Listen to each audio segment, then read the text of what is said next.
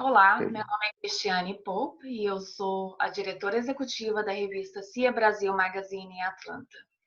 Nós estamos aqui em um bate-papo com o Dr. Carlos Ranzani. Ele é médico homeopata e psicanalista e ele trabalha na clínica Arts of Healing em Atlanta. Nós vamos conversar um pouquinho com o Dr. Carlos, falando um pouquinho sobre saúde mental. E, doutor, o senhor gostaria de falar um pouquinho sobre o que o senhor faz? Boa tarde. Primeiramente, muito obrigado pela oportunidade, obrigado pela atenção. Então, eu sou médico aqui no Brasil há 39 anos. A minha especialidade principal é medicina psicossomática, com essa formação em psicanálise. Aqui eu faço tanto alopatia quanto homeopatia, tá? E com o pessoal da Art of Healing, estou prestando um trabalho, uma parceria, em que nós estamos, mesmo aqui no Brasil, fazendo um atendimento online, algo que a gente tem uma prática e uma habilidade há bastante tempo. Estou à sua disposição. É um prazer e obrigado. Então, doutor Carlos, durante essa pandemia que atingiu o mundo inteiro, nós estamos percebendo muitas mudanças de comportamento nas pessoas. O impacto mental em toda a população, com essa vulnerabilidade psicossocial, tem resultado em muitas angústias, muitas tensões. As pessoas estão muito preocupadas com cuidados pessoais, com higienes pessoais para não contrair o Covid-19.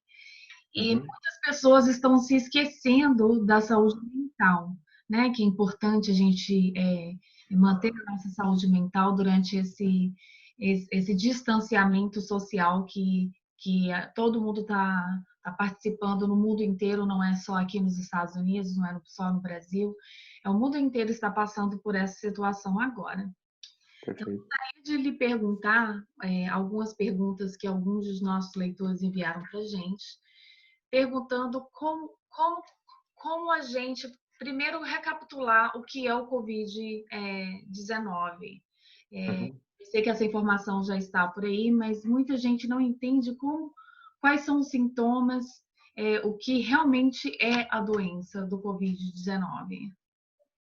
Bom, em primeiro lugar, ele é um vírus até que pequeno, mas tem uma cadeia molecular pequena que surgiu na China, né? Ele tem uma cápsula até que discreta, pequena, de gordura, tá?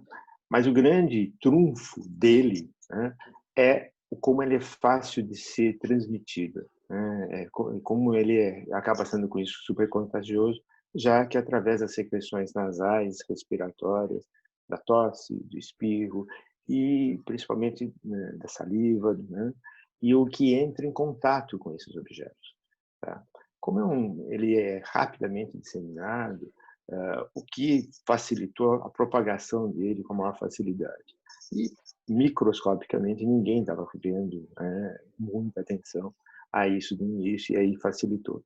Então, ele é um vírus com alta capacidade de transmissibilidade, mas ele acaba causando, na grande maioria das pessoas, sintomas, um quadro gripal tradicional, dor no corpo, indisposição, uma coriza leve, uma tosse, que no caso dele é uma tosse seca, tá? E um mal-estar geral. Tem-se observado que em algumas pessoas a alteração da percepção do olfato e da degustação ocorre com uma certa frequência e, por isso, a queda maior até do apetite, que já é comum no quadro viral, mas é muito mais rápido.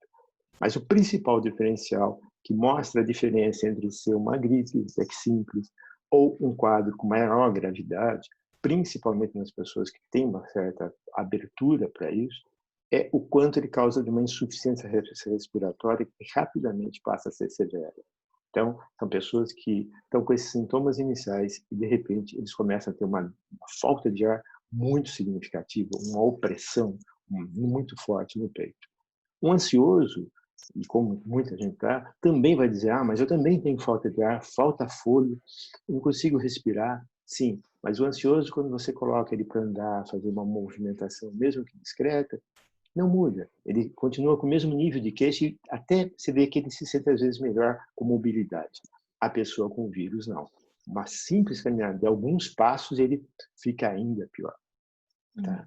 Então, esse quadro ele é mais fácil de acontecer nas pessoas que já têm problemas respiratórios, nas pessoas realmente de idade, que têm uma imunidade menor, uma condição de luta pela vida menor, hipertensos, diabéticos, essas condições predisponentes que facilitam esse tipo de alteração. Tá? Esses são os quadros principais. Com os vírus, o mais importante é realmente a força que cada organismo tem para combater.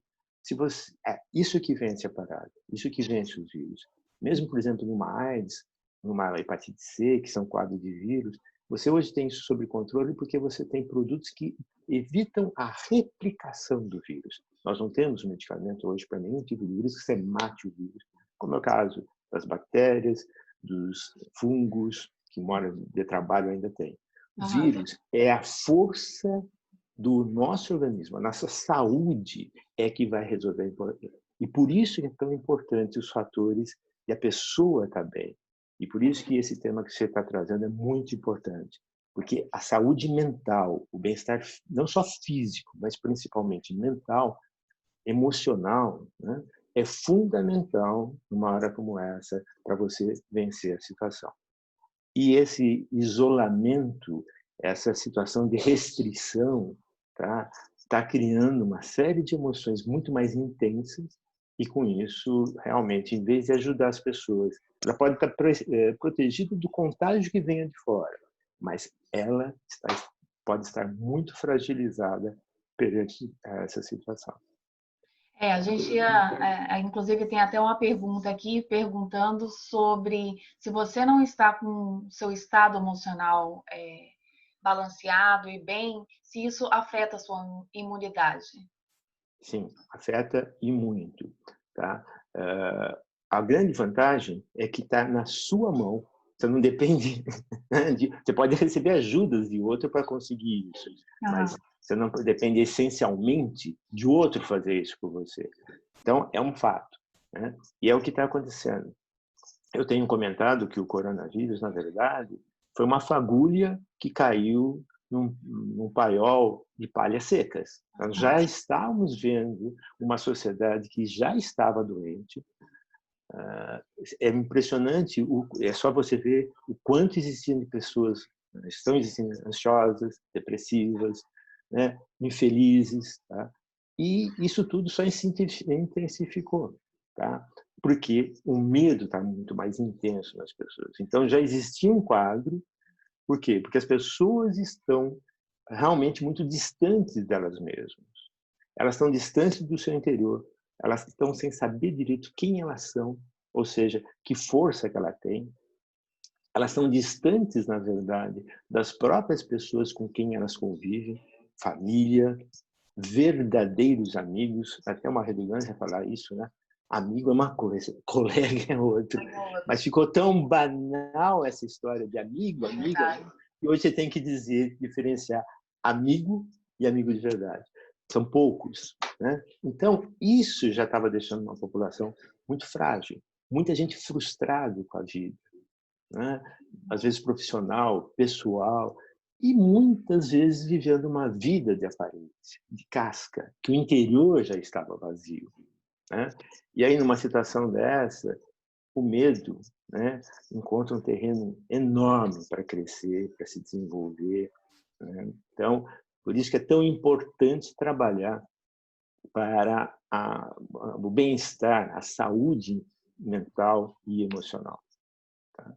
Então, doutor, o que o senhor, como médico, homeopata e psicanalista, o senhor tem uma receita, alguns passos, algumas dicas para as pessoas que estão nesse isolamento social? O que a gente pode fazer de casa, né? Vamos dizer, 5 dicas que a gente pode fazer todos os dias para a gente, aos poucos, ir melhorando essa ansiedade, estresse, né, essa preocupação. Quais são coisas fáceis que a gente pode começar? Os primeiros passos para a gente primeiro identificar, né, o que a gente precisa dar uma acalmada, nós precisamos ajudar as pessoas da nossa família que estão ao nosso redor, mas qual é as suas dicas para a gente poder dar os primeiros passos para começar a identificar e cuidar melhor da nossa saúde mental? Então, Cris, eu acho que o primeiro passo é uma palavra, tá? Respeito, e a segunda, conciliação. Explicando, eu tenho ouvido muito as palavras, é um momento de solidariedade. É realmente um momento de solidariedade. Mas solidariedade é algo que você faz para alguém que você se identifica, que você sente a dor por ele, sente igual a dor como ele. Então, existe uma igualdade entre você e uma outra pessoa. Tá? Conciliação é você, por isso que se usa tanto também na própria advocacia, é conciliar as diferenças, não juntar as igualdades, é conciliar as diferenças. Tá? Por isso que é importante o respeito.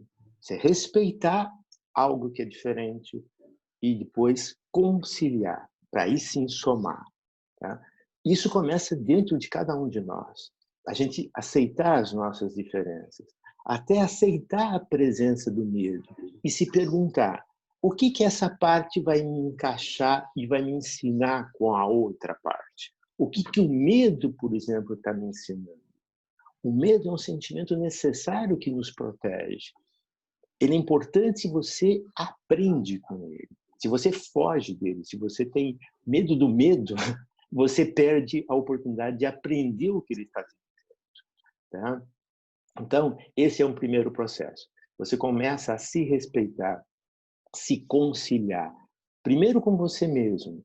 Está muito difícil, muitas vezes, a pessoa ficar em casa, dentro de 4 paredes, porque está difícil ele estar dentro da casa dele, que é o interior dele. Exato. Esse é o primeiro. Tá? E esse processo vai se estender para as outras pessoas. Tá? Quer dizer, se a outra é diferente, vamos somar, vamos agregar, vamos respeitar a opinião do outro e vamos ver como que ela se encaixa com a minha. Por exemplo, é o que está acontecendo até no plano macro entre as pessoas que estão conduzindo esse processo. Infectologistas, epidemiologistas, médicos defendem uma certa ideia que está correta: isolamento, distância, tudo, né? Para tudo. Sim, aí vem o economista e fala, mas se parar tudo, não tem comida, não tem transporte. Como que isso vai acontecer? Quantos suportam isso? É uma ideia plausível e correta. Tá? Então, como conciliar essas duas ideias? Essa é uma situação multifatorial, em que não existe uma única verdade. Há uma somatória de várias realidades e várias formas. E isso não é só no plano macro, isso tem que começar a existir dentro de cada um. Porque quando você faz uma conciliação, você parte para a paz.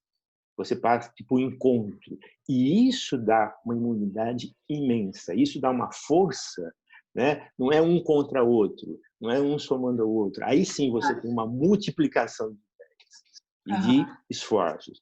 Então, esse é um passo principal. Outro passo que acho que é muito importante é você fazer o que te deixa feliz, contente, alegre. Isso é muito individual, mas isso aumenta muito a imunidade. Tá? É você, por exemplo, você pode cantar, você pode rezar, você pode dançar, você pode fazer a sua horta, mexer com, né, sua plantinha, certo? O seu artesanato, o seu animal de estimação, quer dizer, algo que realmente você se sinta feliz e realizado no que você faz. Sol é alguma coisa muito importante. A gente não é planta que faz fotossíntese, né? Mas precisamos muito de sol. Então, mesmo confinado no espaço, procurar, né, momentos em que você receba o sol e encontre o sol. Tá? Então, isso é realmente importante. Outra coisa que é importante, porque a gente tem percebido, as estatísticas, o conhecimento desse vírus, que é algo novo, mostra que ele não tolera muito calor, não se sente muito calor. Pode ser que nos trópicos realmente a gente tenha problemas menores até, justamente por causa disso. Tá? Então, algo que crie calor, né, é muito importante. Até que por isso que a própria febre no início é até meio defensiva. Não é qualquer... Ó, teve uma febre, não precisa de imediato tomar uma medicação. Né? Espera um pouquinho. A febre é uma forma do corpo também para se defender, principalmente nesse caso. Tá? Então, alimentação saudável, dormir bem, e aí o dormir bem vem em consequência de você ter um bom dia. Se você tem um dia com paz, com satisfação, com atividades, mesmo que em casa, né? Eu vejo, por exemplo, muitas academias de pilates, de ginástica, que estão fechadas, pelo menos, né, acho que no Brasil aí também, fazendo aulas online, né? Fazendo orientação, marcando e junto com os alunos fazendo isso, sendo criativos, né? Acho que criativos nesse sentido, fazendo com que a distância física não nos separe como forças de união.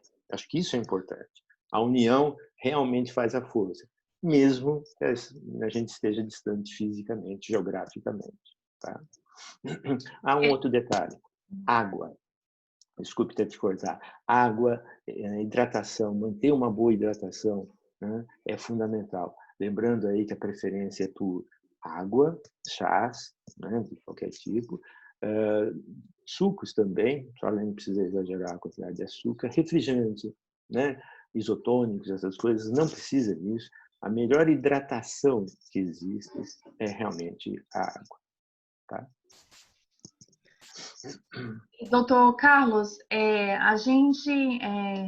muitas pessoas estão preocupadas depois, né, que a pandemia terminar, se as sequelas, se a sociedade será a mesma coisa, se isso tem afetado a saúde emocional das pessoas de uma forma mais definitiva, né? A gente deveria já começar a pensar em se readaptar emocionalmente com o mundo depois dessa pandemia. Sem sombra de dúvida, porque se as pessoas têm expectativa de que, passada essa fase de contingenciamento, tá, ela vai voltar e vai encontrar tudo como estava, sinto muito, na minha opinião, não. O mundo vai ficar muito diferente.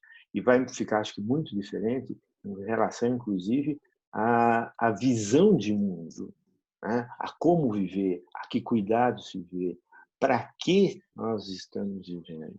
Eu acho que o valor à vida, né? O valor à vida, a como viver bem, vai crescer muito essa ideia, essa busca, né, das pessoas. Qual é, né, esse devido valor ao que é, porque nunca ficou tão claro, né? Acho que mais até que numa guerra mundial nuclear, tudo isso, porque essa está acontecendo, não de repente, bum, explodiu, né? Está acontecendo assim, diariamente, momento a momento, aos nossos olhos. Então, acho que há, sem dúvida, vai crescer muito o respeito à vida e entender o seguinte: nós recebemos a vida, mas nós construímos a saúde. Saúde não é uma coisa que você recebe pronta, como se fosse uma embalagem que você pegou numa prateleira e você vai usando.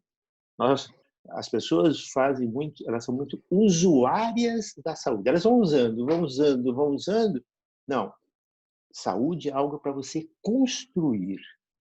A gente deve construir no dia a dia a saúde, não só a física, a mental, a emocional. Isso é uma batalha do dia a dia. Eu espero que as pessoas entendam mais isso e tenham essas condições, porque o risco que está se correndo, a percepção do risco, né, não só a saúde física, como você colocou bem lá no início, a saúde mental. Quantos nessa situação, né, estão se sentindo despirocados, como se diz no popular, né? Quantos estão se sentindo perdidos e em desespero, né? Então, quantos vão se lembrar o quanto era bom a situação de paz e anterior? E eu acho que vou trabalhar muito para isso. E isso é agora, não é depois que tudo isso passar. Por isso que eu acho que essa oportunidade é muito boa para a gente estar discutindo isso, né? E principalmente para as pessoas entenderem isso, trabalharem para construir a sua vida com saúde física, mental e emocional. tá? Então, por isso que acho que esse reencontro consigo mesmo, o autoconhecimento, o autorrespeito, a conciliação, né? E a conciliação não entre as pessoas apenas, as conciliações entre as nossas próprias diferenças, as nossas partes que são diferentes internamente, É. tá? Olha, doutor, muito obrigada pelas suas explicações, pelas dicas. Nós vamos tentar fazer um vídeo semanalmente com profissionais da área de saúde, com o doutor Carlos novamente. Quem tiver alguma dúvida, nós vamos deixar no final desse vídeo todos os detalhes de como contactar o doutor Carlos. O telefone da clínica é 404-355-1616. E muito obrigada, doutor Carlos. Nós vamos coletar mais perguntas e eu espero que o senhor possa ajudar a gente com suas dicas para podermos ter uma saúde mental melhor. E estamos todas nessas juntos, né? Vamos. Sem sombra de dúvida. Muito prazer e obrigado pela oportunidade. Sem dúvida, vai ser um prazer. Eu quero ajudar realmente nesse processo das pessoas se conhecerem melhor, construírem a sua saúde. Estou disponível, vai ser um prazer ajudar a todos. Muito obrigado pela oportunidade. Saúde, sucesso e união para todos. Obrigada. Até a próxima. Até a próxima. Obrigado.